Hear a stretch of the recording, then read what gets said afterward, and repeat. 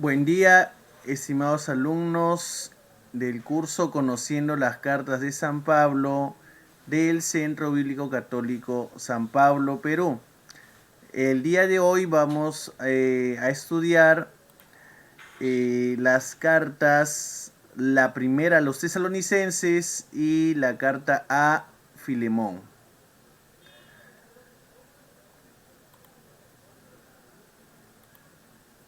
Bien, vamos a empezar viendo el contexto de la primera carta a los tesalonicenses. La ciudad de Tesalónica fue fundada hacia el año 316 a.C. por Casandro, quien fue general de Alejandro Magno y esposo de Tesalónica. Y precisamente va a poner el nombre de su esposa a esa ciudad.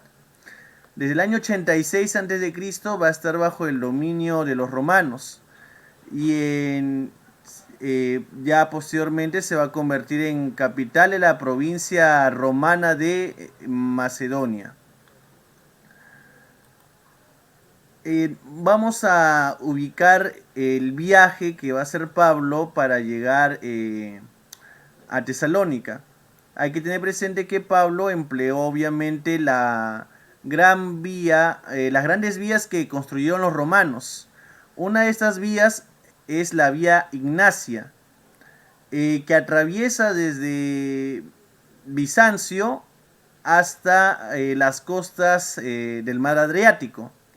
Prácticamente atraviesa toda Grecia. Bien, precisamente Pablo va a ingresar a Europa, dejando Asia Menor, va a llegar a Filipos y posteriormente, pasando previamente por Neápolis, el puerto de Filipos va a pasar a Tesalónica. Sin embargo, en Tesalónica va a encontrarse con la oposición de los judíos.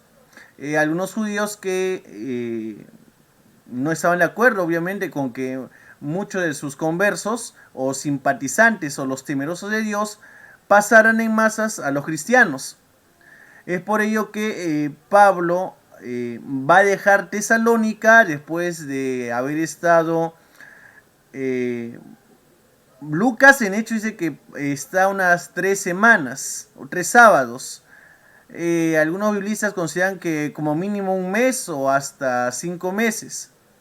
Por la oposición que va a tener, Pablo va a tener que ir hacia Berea, posteriormente Atenas y finalmente en Corinto, que es donde va a escribir esta carta. ¿Cuál es la estructura que presenta la primera carta a los tesalonicenses?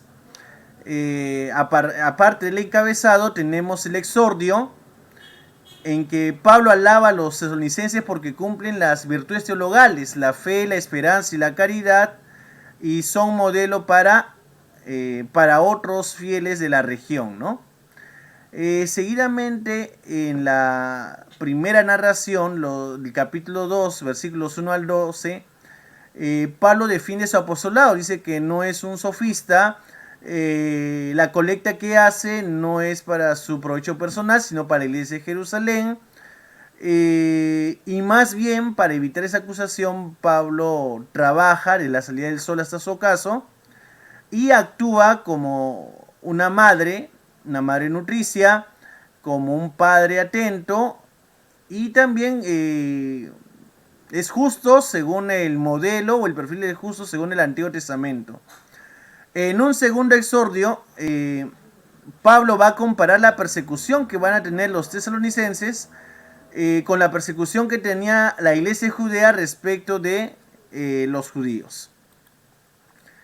Seguidamente, en la segunda narración, que va del capítulo 2, versículo 17, al capítulo 3, versículo 10, Pablo espera verlos nuevamente, ya que significa mucho para él. Seguidamente, un primer final, en el capítulo 3, versículos del 11 al 13, espera verlos, les pide que tengan amor y santidad. Los felicita porque cumplen las virtudes teologales y así son un modelo para los demás. Nos encontramos luego con una primera exhortación, en el capítulo 4, versículos 1 al 8. en el que Pablo va a hablar de la santidad. La santidad se va a concretizar en evitar la inmoralidad y el engaño en los negocios. Seguidamente tenemos la primera instrucción que trata sobre el amor fraterno. Pablo empieza diciendo acerca del amor fraterno. Parece que va a iniciar una exposición, pero irónicamente dice, no es necesario que les explique porque Dios es su maestro. Solamente la indicación que deben superarse y el aviso de que algunos deben trabajar, ¿no? Para evitar ser mantenidos por la comunidad. En la segunda instrucción va a hablar sobre los difuntos, cuál es la suerte de los que ya han partido. Y en una tercera instrucción va a abarcar el tema de la parucía. Indica que Jesucristo va a regresar o va a venir como el ladrón que viene de noche. Por lo tanto, hay que estar armados con las virtudes teologales, la fe, la esperanza y la caridad. Una segunda exhortación, el capítulo 5, versículos 2 al 22, que es ya la conclusión de la carta, pide que se atienda a los dirigentes, no devolver mal con mal, estar alegres, orar sin cesar, ser agradecidos y evitar todo tipo de mal. Vamos a ver a continuación, estimados alumnos, algunos puntos clave del mensaje de esta carta. Respecto al tema de la sexualidad, que lo trata en el capítulo 4, versículos del 3 al 8. Sin duda, podríamos ver de que hay una referencia a los cultos religiosos orgiásticos que en Tesalónica se dedicaba al dios Dionisio y a los cabiros.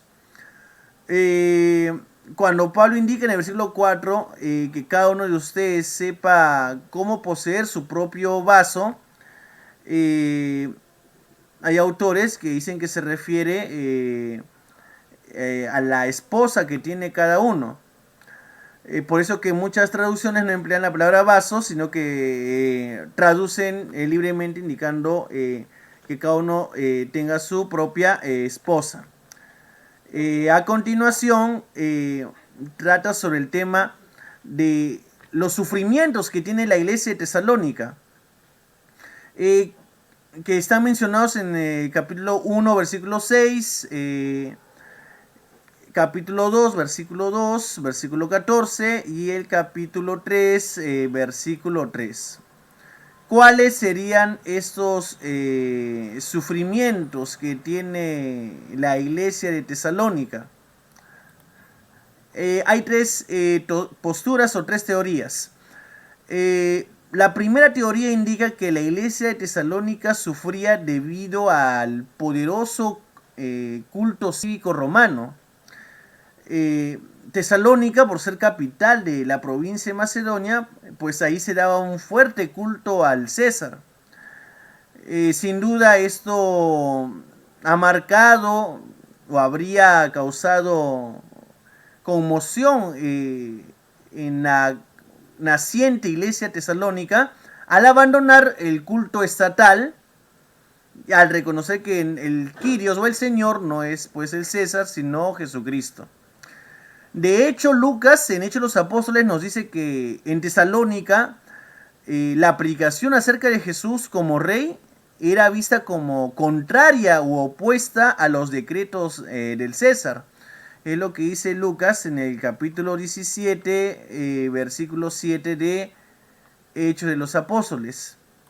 Precisamente Lucas nos señala que los judíos que causaron un levantamiento contra los cristianos afirman: Jasón los ha hospedado, quien antes había sido jefe de la sinagoga, y todos ellos actúan contra los decretos del César, diciendo que hay otro rey, Jesús.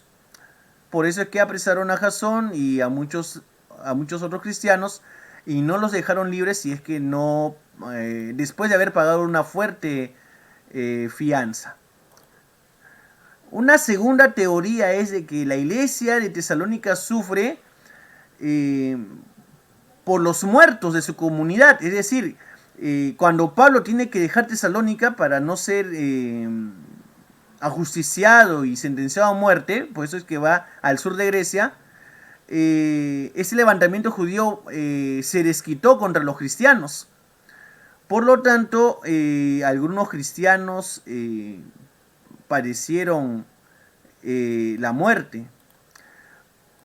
O también puede ser que algunos gravemente enfermos se bautizaron pensando ver nuevamente al Señor, y los deudos quedaron conmovidos al ver pues que sus familiares habían muerto sin haber visto regresar a Jesús.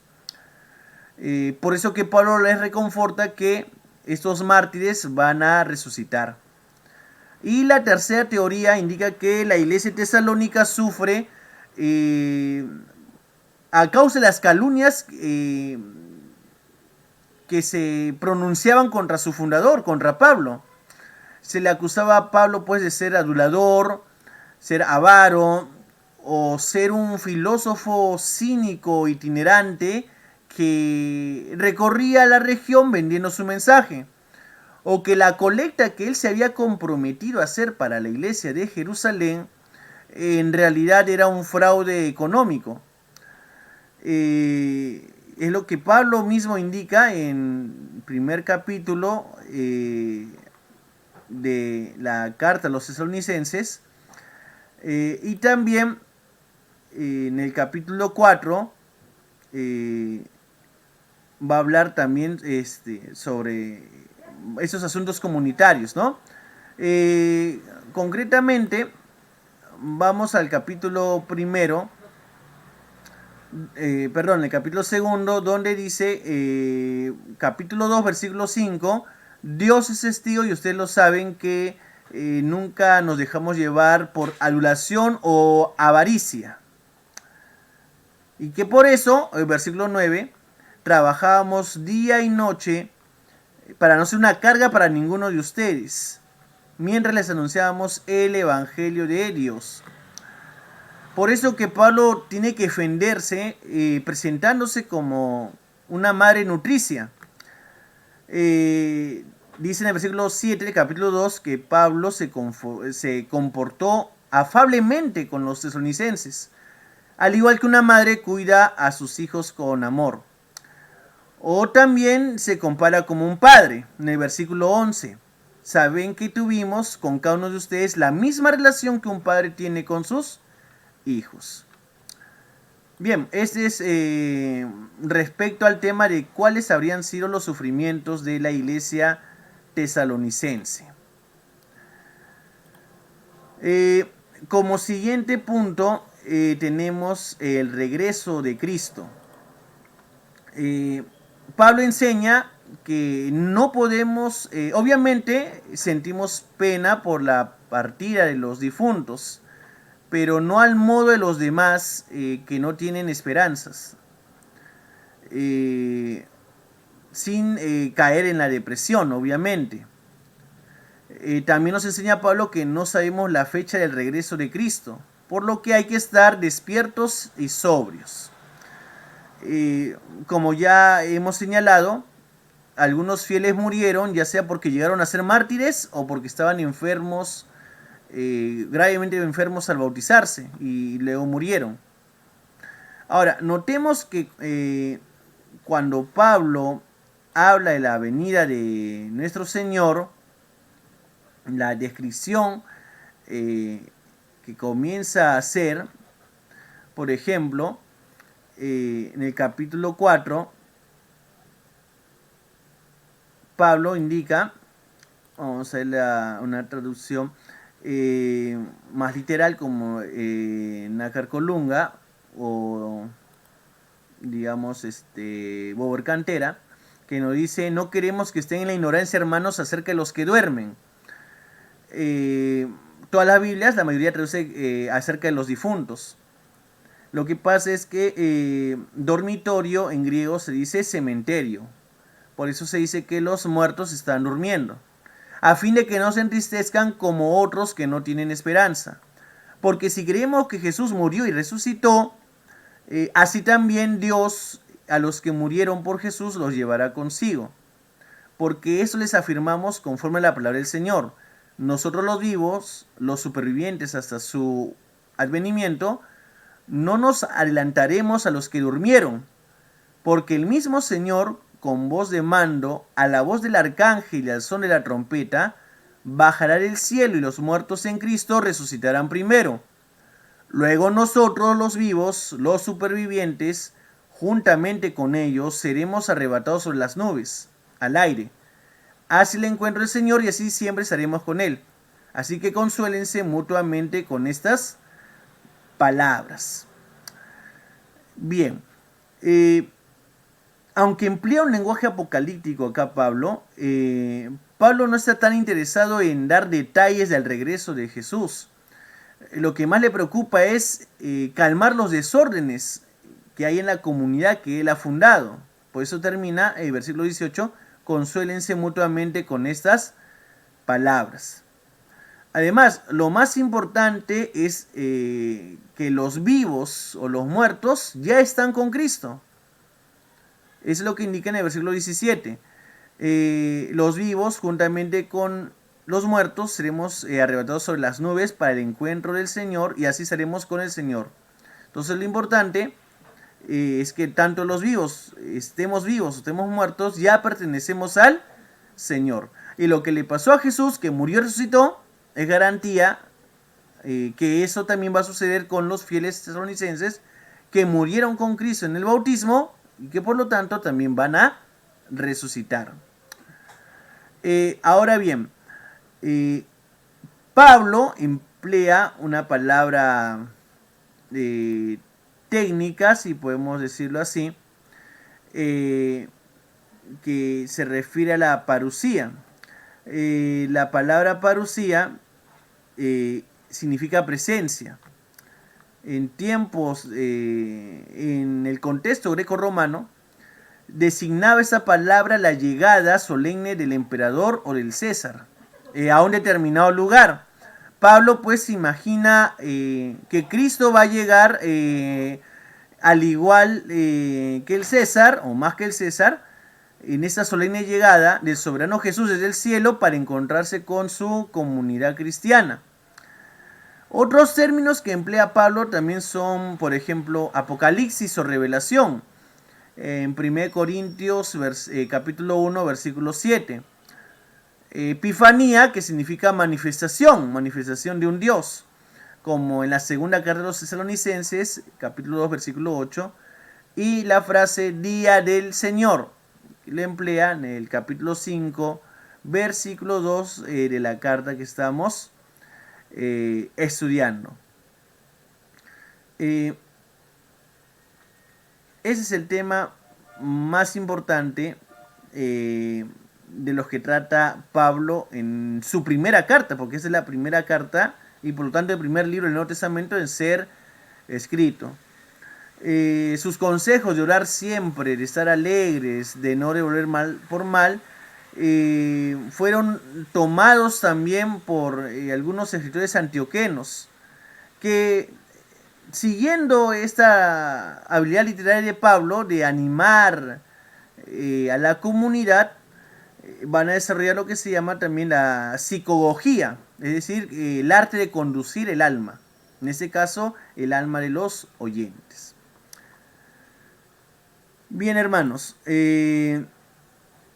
para hacer este estudio hemos consultado los siguientes libros.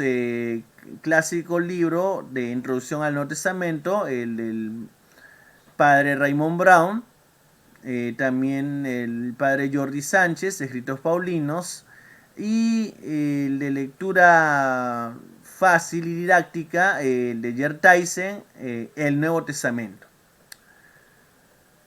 Bien, estimados alumnos, vamos a ver a continuación la carta a Filemón. La carta a Filemón es una carta de intercesión, como la que va a ser, una semejanza como la que va a ser Plinio el Joven, que nace entre el año 61, muere hacia el año 112 después de Cristo, en la que pide a Sabiniano que tenga clemencia ante un esclavo joven que ha huido, ¿no?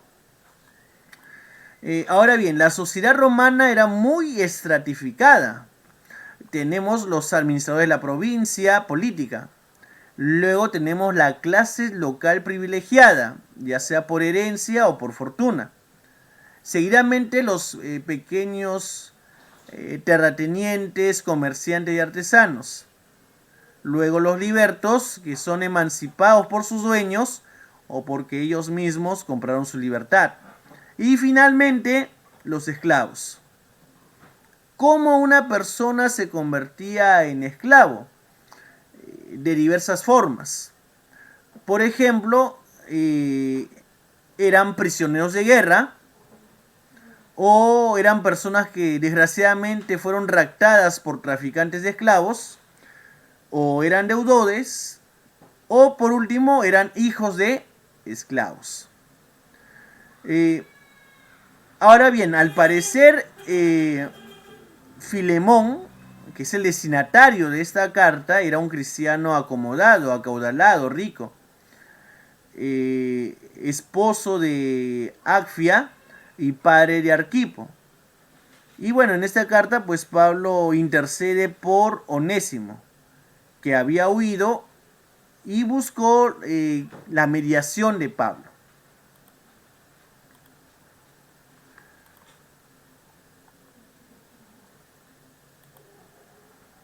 Ahora bien, veamos el lugar y fecha de redacción de esta carta. 8 de las 10 personas mencionadas en Filemón aparecen también en la carta a los colosenses. Es decir, Timoteo, Arquipo, Onésimo, Epafras, Marcos, Aristarco, Demas y Lucas son mencionados en la carta a Filemón y en la carta a los colosenses. Por lo tanto, podemos concluir que Filemón habitaba en Colosas. Ahora, Pablo menciona que escribe esa carta estando preso, pero ¿dónde? Sabemos que Pablo estuvo preso en Éfeso, en Cesarea y en Roma. Ahora bien, si Onésimo ha huido de Colosas, la ciudad más cercana de las tres es Éfeso, que dista unos 160-180 kilómetros de distancia. Es improbable que haya ido Onésimo hacia Roma, que está a 1600 kilómetros de distancia, o a Cesarea, que estaba mucho más lejos. Por lo tanto, podemos concluir que Pablo escribe esta carta en Éfeso, hacia el año 56. Ambos, tanto Filemón como Onésimo, son santos. El día de San Filemón es el 22 de noviembre y el de San Onésimo el 16 de febrero. Ahora, detengámonos un momento para ver la figura de Onésimo. Según Próculo, que era un gran jurista romano del siglo I, si un esclavo tenía una queja contra su amo, el esclavo podía buscar a un tercero para que sea mediador, para que no sea calificado como un fugitivo. Este mediador, ese tercero, era llamado amicus domini, es decir, amigo del señor, amigo del amo. Y obviamente ese recurso fue empleado por Onésimo, y según los documentos de la época, era un procedimiento que solía funcionar. Algunos biblistas como Guspit y su alumno Knox consideran que Onésimo fue liberado por Filemón, es decir, cumplió el pedido de Pablo. Y Onésimo regresó a Éfeso. Y aunque Pablo luego logró la libertad, Onésimo quedó como obispo de esa ciudad por mucho tiempo, porque ya San Ignacio de Antioquía, cuando viaja hacia Roma y escribe una carta a la iglesia de Éfeso, menciona a Onésimo. Y según estos autores, Onésimo, muy agradecido con San Pablo, que ya había muerto años atrás, reunió sus cartas dispersas e incluyó en esta colección de cartas de Pablo una carta tan personal e íntima en la que hablaba de él. La carta que había escrito el apóstol a Filemón. Por eso es que resulta llamativo cómo se haya podido perder parte de la correspondencia corintia, la carta a los laodicenses, y que sin embargo haya sobrevivido una carta tan personal como la carta a Filemón. Esta teoría es muy interesante, aunque obviamente no puede ser demostrada. Ahora examinemos un poco más sobre la carta. Estamos en un contexto de arbitraje de terceros. Entonces estamos ante una carta de intercesión, una solicitud. Pero también es una carta apostólica en la que Pablo ejerce su ministerio de reconciliación. Evidentemente no es una carta teológica. No se mencionan temas del querigma o temas propios de Pablo, como la justificación, la parucía, etc. Así pues, por su carácter tan secular y común, recibió poca atención por parte de intérpretes patrísticos y medievales. Pero esta poca atención no significa que la carta no haya sido leída. Tertuliano, escritor eclesiástico que nació hacia el año 160 y murió hacia el 254, se sorprende que Marción haya rechazado las cartas a Timoteo y a Tito, pero no la carta a Filemón. Con el paso del tiempo, algunos cuestionaron que Pablo haya escrito esa carta y por ende que esta carta sea inspirada. Sin embargo, defendieron la autoría paulina y su inspiración autores de la talla como San Jerónimo, San Juan Crisóstomo y Teodoro de Moxuestia. Ahora bien, no estamos ante una carta de teología reflexiva como la carta a los Gálatas o la carta a los Romanos, pero sí estamos ante un caso de una carta de teología vivida, o en que Pablo está haciendo teología, ¿no?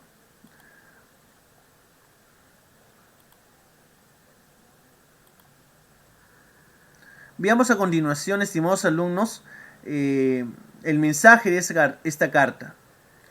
Veamos en primer lugar la esclavitud, el tema de la esclavitud. Según un proverbio romano, hay tantos enemigos como esclavos. Esto es citado por Séneca en su carta moral 47.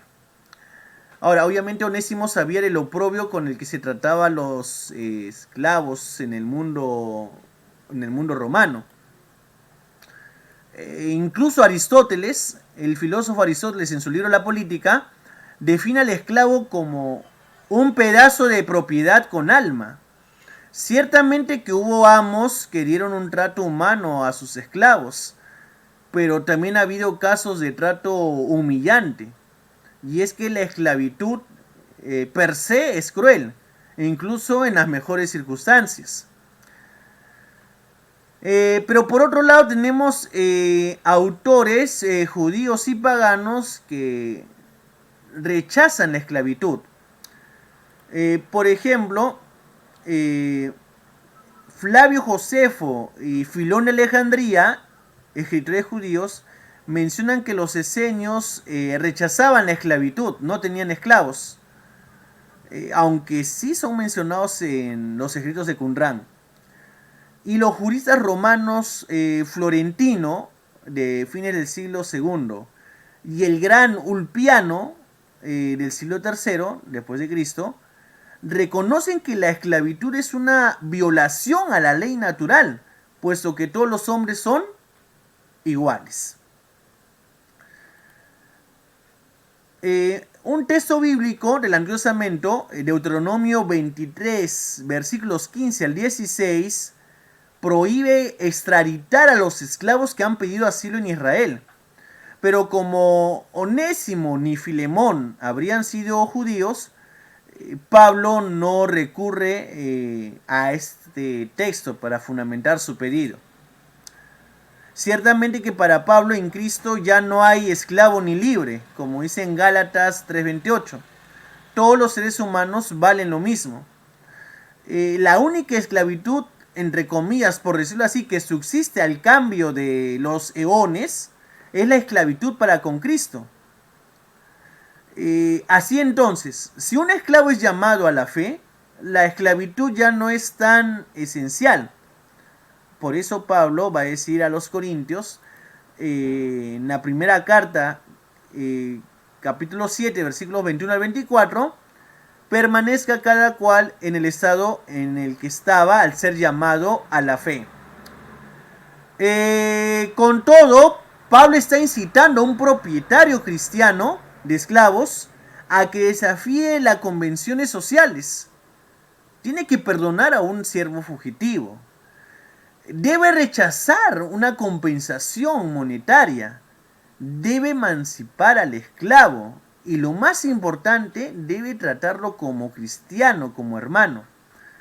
Parece algo revolucionario y agitador. Pero ese es el precio si uno quiere ser leal a la buena noticia. O ese es el precio que tuvo que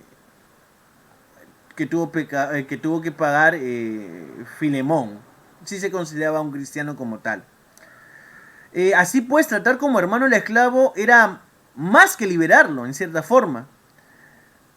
Y es que la relación con Cristo trasciende las distinciones sociales, étnicas y sexuales, aunque no las elimine. Como dice Pablo en Gálatas, ¿no? Ya no hay esclavo ni libre, judío ni griego, hombre y mujer, sino que todos son uno en Cristo.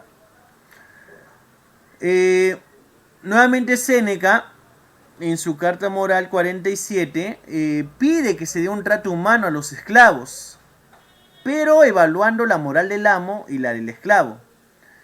Pero mientras que Séneca no interviene en la esclavitud como institución, Pablo pretende que una comunidad religiosa, la cristiana, intervenga en los asuntos de una familia privada, porque al fin y al cabo es la relación entre Filemón el amo y Onésimo el esclavo.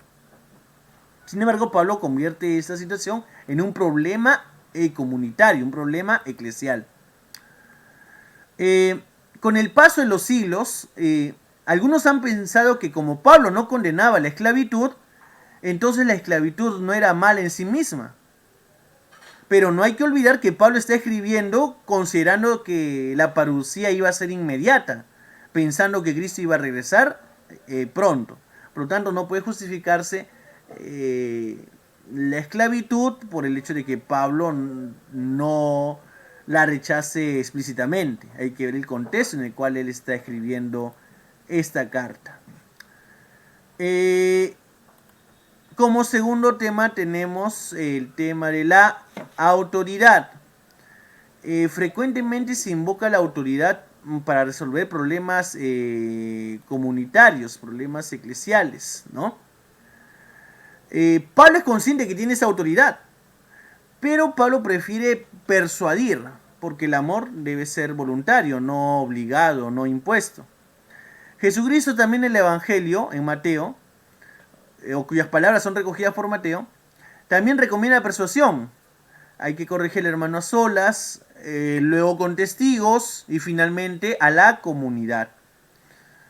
Es una pregunta que nos lleva a reflexionar. ¿Nosotros empleamos la autoridad o preferimos emplear la persuasión? Bien, hermanos, acá tienen la bibliografía consultada. Nuevamente Raymond Brown, con su introducción al Nuevo Testamento.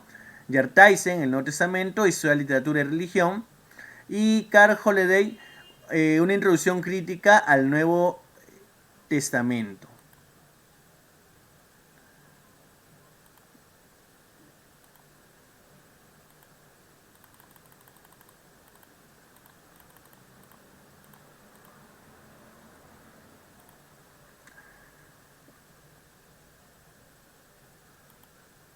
Muy bien, queridos hermanos, queridos alumnos. Espero que con este repaso, esta presentación de las cartas a los tesalonicenses, la primera carta, y con el análisis del mensaje de la carta a Filemón, ustedes puedan comprender mejor este mensaje y poderlo aplicarlo también a la actualidad, ¿no? Es muy interesante la primera carta de los tesalonicenses porque recoge temas que, sobre todo la segunda parte, porque Pablo suele tener en sus cartas dos partes. Primera la doctrina teórica, dogmática, y la segunda parte parenética, exhortatoria o moral, ¿no? Eh, las palabras de consuelo, de ánimo que da a esta comunidad naciente que él ha fundado, el tema de la parucía, el tema de los difuntos, el tema de la santidad, y en el caso de Filemón, el tema de el trato con los esclavos.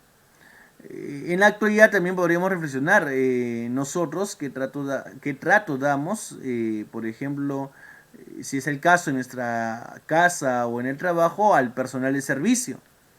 Nos relacionamos solamente con ellos, nos limitamos a lo estrictamente laboral, nos preocupamos por su formación y vida cristiana.